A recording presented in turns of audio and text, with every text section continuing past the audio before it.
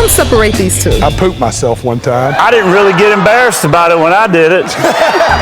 Sponsored locally by TVFCU. Get immediate storm alerts. Download the Local 3 Weather app now. Well, we're having a fun day here in the studio because the Humane Educational Society is here, and Emily Johnson has brought enough kittens for all of us to share. She's here along with Brandy Dixon, who's lucky enough to foster these cute kittens. Good to see you all. Yeah, good to see you. Are you having so much fun? Your kids are with you today, and they were kind of heartbroken to let me hold these kittens for a little while. Yes, ma'am. We love them. This litter is really sweet and snuggly and super playful. So, Emily, it's a good time for us to be talking because there's still plenty of summer days left.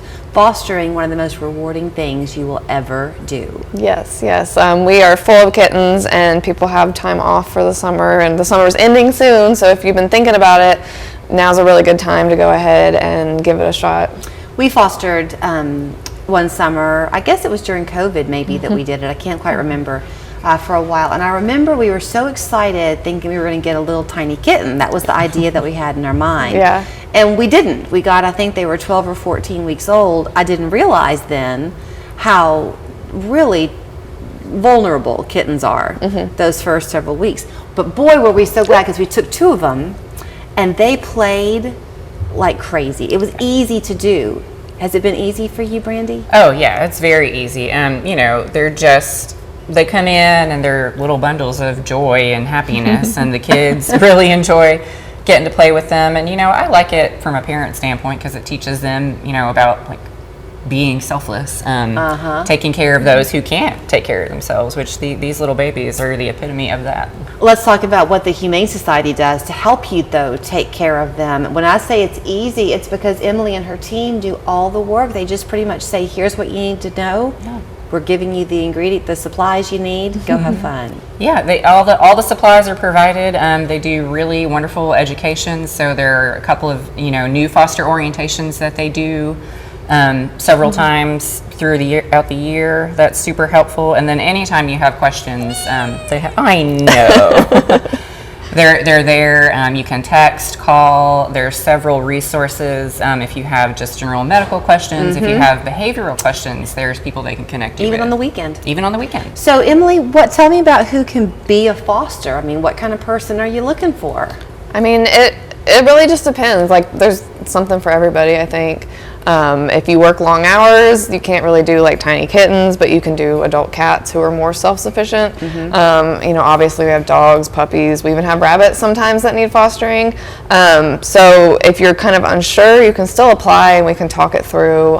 There's some people that can only do very short term, and they're really good for like relief for people going out of town. Oh, that's a good point. Yeah, and there's a lot of different things. I recommend just signing up and letting us talk through it, and then we can kind of make that decision if it's a good fit. But I wouldn't rule yourself out. If you don't think that it's going to work, you can still talk to us and we can figure out a plan. Do you have other pets at home, Brandy? I do, yeah. And so it's not a problem that way? Nope, not at all. You just have to, be mindful about what the foster baby's needs are, and then, your own pet's temperaments, which that's another thing. If you're, have reservations about I don't know how my animal would do, just talk to the people at HES and they can find a good match for you. So here's the other thing that you'll find. Y'all have all heard my story of when I found those kittens. My husband did. They were 1 week old and we fostered them, and two of my coworkers here ended up taking them. I kind of feel like they're still mine a little bit. Yeah. But I remember how much fun it was to just totally love on those kittens. They were my babies. I raised them. Yeah. And so they were so well adapted when they went home. I'm looking at these little guys. Not every kitten will stay sitting still in a television studio. Right. Clearly, you're loving and pouring on these guys all the time. For sure, yeah. The socialization is the best thing. I think that's the most critical thing that a foster does for these animals, is getting them ready for their forever families. Talk about your kids. Is it going to be hard for them to let go when these get adopted? Well, so for us, since we've done it for so long now, it's always a little bittersweet. You spend so much time with them and you're sad to see them go, but then it's exciting because you're going, okay, now we get to bring in the next babies or baby, and get them ready too. So the heart of these foster parents is really, or families, is really quite something. And when I got to work today, Ashlyn, our coworker who volunteers with y'all at the Humane Society, I think she still does, was telling me about this kitten that you recently took in, Emily, and the lip of this kitten had come detached. Is that right? Yes. And y'all fixed it. Yeah, they did like a really innovative surgery with like buttons to kind of pull the skin up, and the foster parent is actually Renee, who is part of the foster team. She works alongside me, and so she's been loving that time with that kitten. I just think I wanted to point that out, though, because they're really always working around the clock at the Humane Society to care for animals in all aspects of their health and their needs. So if you're in a position to foster these healthy kittens, that frees up their time and resources to help ones like this little guy who needed some extra TLC. And what an innovative thing to use buttons to let this reattach. Really incredible. We have a great medical team that can do things like that for the animals, but that's also through donations, and we couldn't keep doing these things without the public, and so we definitely need people to support us financially as well. Are you secretly hoping, Brandy, that when these get adopted they could go together?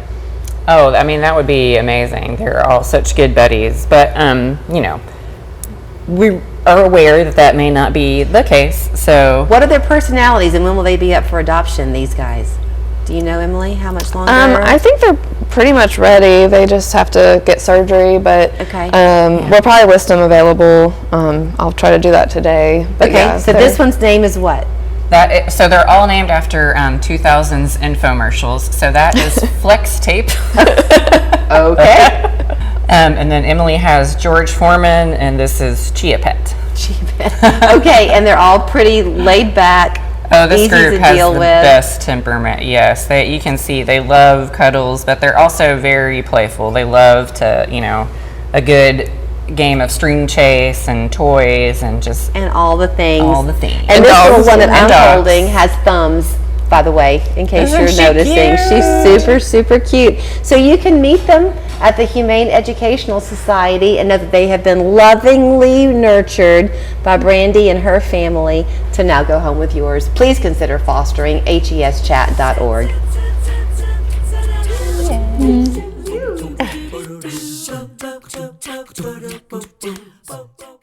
Right now at Affordable Dentures and Implants, you'll save 15% on most treatment plans over $1,000. Now that'll help you take a bite out of summer. Call 1-800-DENTURE today. Offer ends soon. Go ahead and smile.